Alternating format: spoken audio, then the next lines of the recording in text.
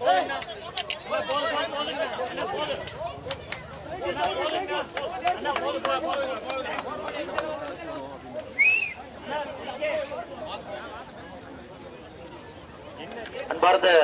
பெரியவர்களே, தாய்மார்களே, உங்கள் எல்லோருக்கும் என்னுடைய வணக்கத்தை தெரிவித்துக் கொள்கின்றேன். பெரிய ஒரு அரசியல் எழுச்சியோடு, ஒரு நம்பிக்கையோடு எல்லோரும் இங்கே வந்திருக்கின்றனர். இந்த முறை மாற்றம் இல்லை என்றால் எப்பொழுதும் மாற்றம் இல்லை.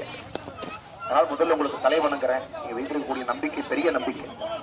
இளைஞர்கள், குழந்தைகள், பெண்கள் எல்லோரும் வந்திருக்கின்றனர். நமக்கு தெரியும், பாரத பிரதமர் நரேந்திர மோடி அவர்கள் 3வது முறையாக ஆட்சிக்கு வந்து உறுதி. எந்த மாற்று கருத்தும் இல்லை. திரும்ப அவர் தான் வரப்போறார்.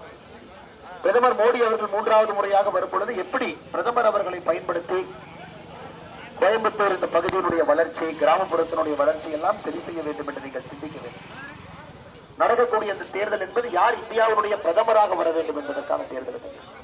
இந்தியாவுடைய பிரதமராக வருவதற்கு ஒரே ஒரு மனிதனுக்கு மட்டும்தான் தகுதி இருக்கு, பாரத பிரதமர் நரேந்திர மோடி அவர்கள்.